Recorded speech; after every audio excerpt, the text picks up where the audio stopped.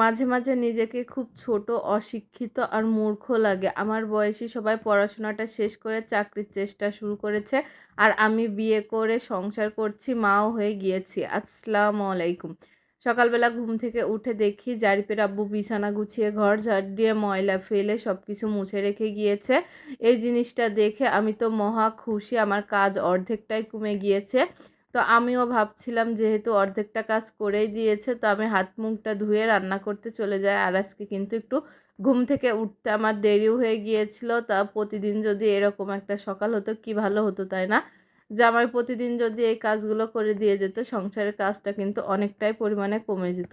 তো যাই হোক, হাত মুখ ধুয়ে আমি একবারে গোসল করে নেব। এখন যেহেতু শীতকাল, দেরি করে গোসল করলে ঠান্ডাও লাগে আবার শীতও লাগে। তো হাত মুখ ধুয়ে আগে ভাবলাম ভাতটা চুলায় দিয়ে নিই, তাহলে আমি গোসল করতে থাকবো আর এদিকে ভাতটাও হয়ে যাবে।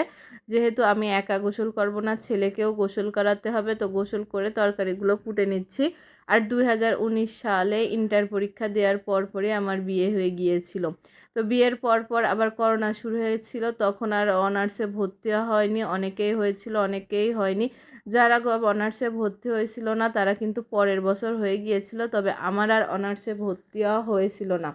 বিয়ের 1 বছর পরে জামাই ঢাকায় বাসায় নিয়ে চলে আসে, তারপরে বাচ্চা পেটে আসে, এই সব মিলিয়ে আর অনার্সে ভর্তি হওয়াও হয়নি, পড়াশোনাটাও শেষ করা হয়নি। তো আমার বয়সে আমার একটা ননদও আছে, আমরা একসাথে পরীক্ষা দিয়েছিলাম।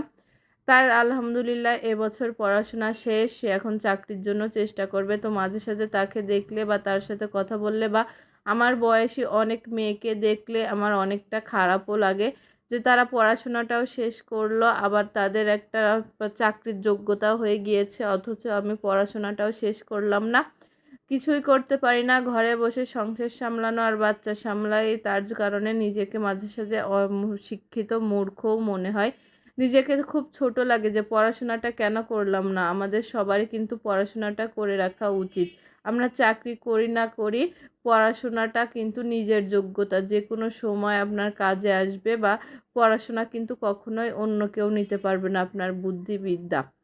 তো যাই হোক, এইসব চিন্তা করে মাঝে সাঝে নিজেকে খুব আসলে ছোট লাগে। এইগুলো চিন্তা করলে কিন্তু এখন আর করার কিছু নেই। এই 5 বছর গ্যাপ করে আর পড়াশোনা শুরু করা উচিত মানে সম্ভব না।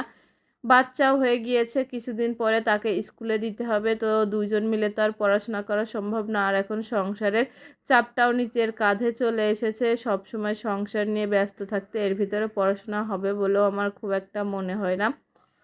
তো যাই হোক, নিজের এই খামতিটা বা অপূর্ণ ইচ্ছাটা অপূর্ণই থেকে যাবে হয়তোবা সারা জীবন। তো এর ভিতরে রান্না করে নিয়েছি, খাওয়া দাওয়ার ভিডিওটা আর করা হয়েছিল না। আর আমার ভিডিওটা যদি ভালো লাগলে প্লিজ একটা লাইক, কমেন্ট আর শেয়ার করে দিবেন।